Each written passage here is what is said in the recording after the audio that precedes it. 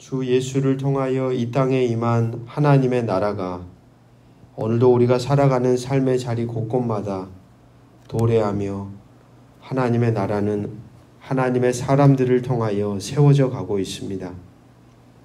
오늘도 연약한 존재인 우리임을 알고 그런 하나님의 도래하는 나라를 꿈꾸며 각자의 삶의 자리를 하나님의 나라로, 그리고 각자의 존재 그 중심을 하나님이 다스리는 거룩한 존재로 살아가기 위해 몸부림치는, 함께 말씀 앞에 머무르는 우리 모두를 주의 긍휼과 자비로 충만하게 하옵소서.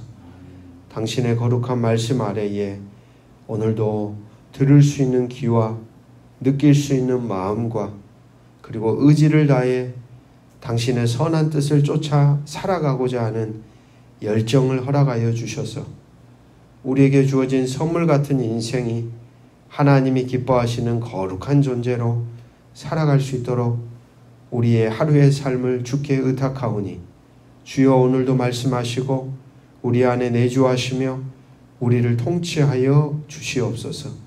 감사드리며 예수 그리스도 이름으로 기도드립니다. 아멘. 오늘 우리에게 주시는 기록된 하나님 말씀은 예레미야 51장 20절에서 32절 말씀입니다. 계속 이어지는 바벨론에 대한 하나님의 말씀입니다. 하나님께서는 선포하신 말씀을 따라 바벨론을 멸망시킬 계획을 세우시고 실행합니다.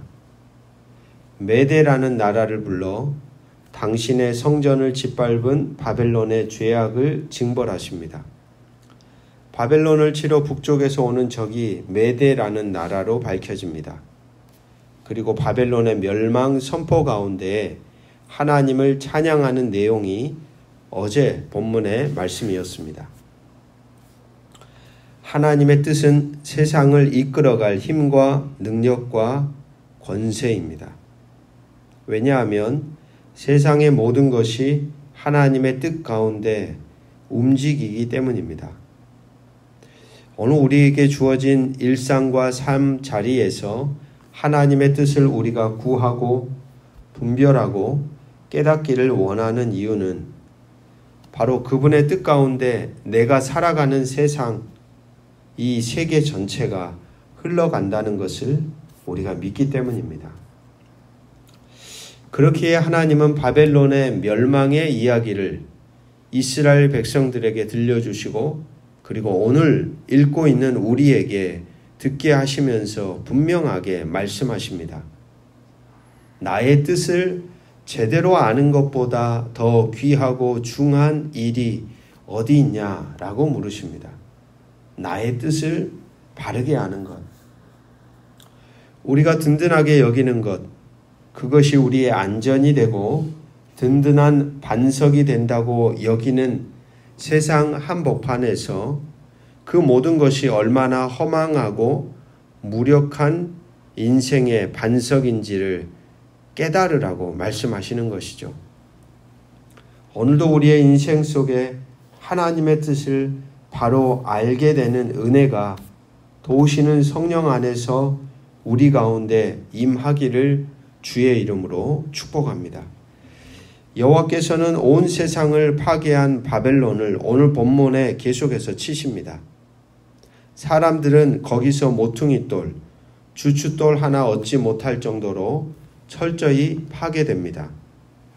한때 여호와의 철퇴로 민족들을 부수었던 바벨론이 여호와에 의해 영원한 황무지로 변하게 된다는 것을 오늘 말씀은 우리에게 들려주고 있습니다. 우리가 가진 번역 성경에서는 드러나지 않지만 표준 세번역 성경으로 20절에서 24절의 말씀을 쭉 읽어 나가다 보면 반복적으로 나오는 말씀이 이와 같습니다.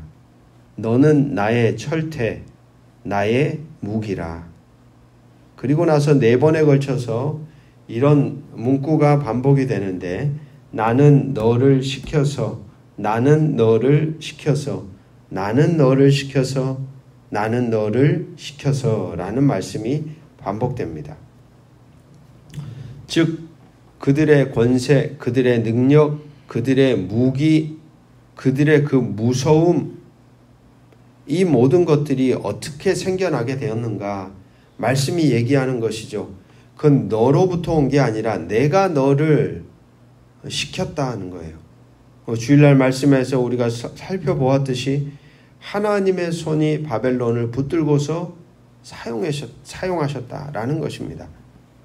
즉 바벨론은 하나님의 오른팔이었죠.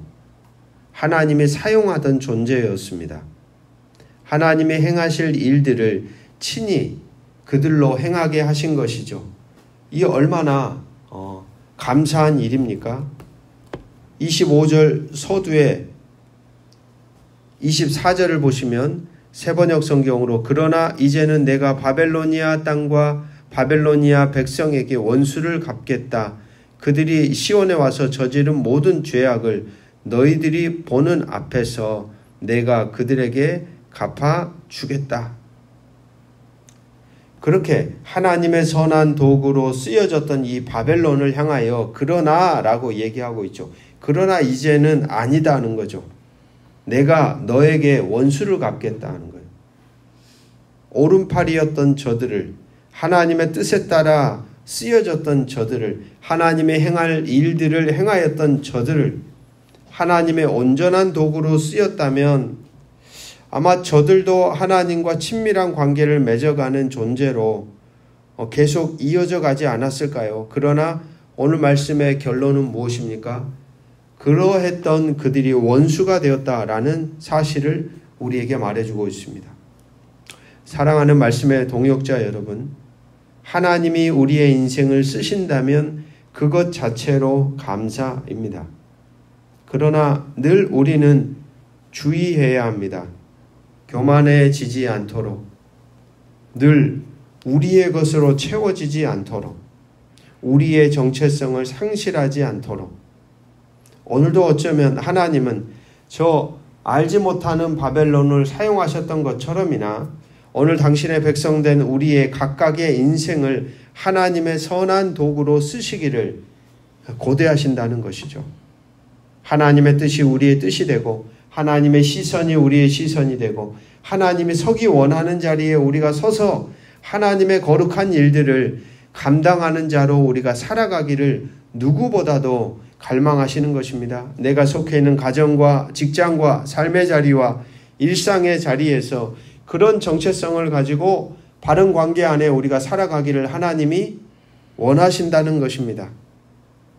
환경이 달라지고 자신의 지위가 달라지고 주변 사람들의 관계가 달라지고 자신이 점점 높아질 때에도 낮아질 때에도 내가 풍요에 처할 때에도 내가 빈궁에 처할 때에도 우리가 기억해야 할 것은 하나님의 도구로서의 정체성을 지켜가야 한다는 것이죠. 그것이 어떤 상황에서도 하나님의 손이 되어 살아가는 거룩한 백성의 생존 방식인 것입니다. 그렇게 드높여져서 쓰여졌던 바벨론이 이제는 하나님의 원수의 대상이 되어버렸습니다. 오늘 우리와 하나님과 맺어진 관계를 기억하십시오. 그 은혜로운 관계 가운데 하나님은 우리를 당신의 거룩한 백성으로 부르셨습니다.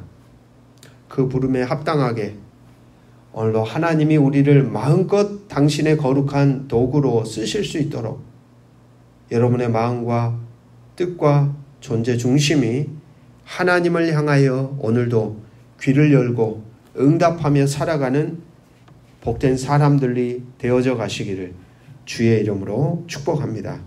기도하겠습니다. 아버지 하나님, 하나님의 철퇴로 쓰여졌던 바벨론이 순식간에 원수의 자리에 떨어집니다. 그렇습니다. 관계라는 것은 늘 이렇게 변해갑니다. 지금 이 좋은 관계가 쭉 유지되면 좋겠지만 환경이 달라지고 상황이 달라지고 내 삶의 자리가 달라지고 내 감정이 틀어지고 인간이라는 존재는 늘 변할 수 있는 존재임을 우리는 기억해야 합니다. 하나님은 우리를 늘 당신의 거룩한 도구로 하나님과 친밀한 관계를 맺은 대상으로 우리가 살아가기를 간절히 원하시지만 유한한 인생인 우리는 늘 환경과 상황과 내 내면 다양한 요소들에 의해 영향을 받고 그 안에서 우리의 존재가 요동친다는 사실입니다. 오늘도 이 연약한 존재를 성령 안에서, 말씀 안에서, 신앙의 공동체 안에, 관계 안에서, 오늘도 나를 도우시는 성령 안에서 바르게 지켜갈 수 있도록 우리의 심령을 주장하여 주시옵소서. 하나님의 그 거룩한 도구로 오늘도 참된 종으로 당신의 선한 나라를 세워가는 거룩한 사람들로 오늘도 살아가기를 원하오니 주여 우리를 긍휼히 여기사 우리가 발딛고 살아가는 모든 하루의 일정 가운데 하나님의 거룩한 나라가 온전히 도래하게 하는 복된 자로 살아가게 하옵소서.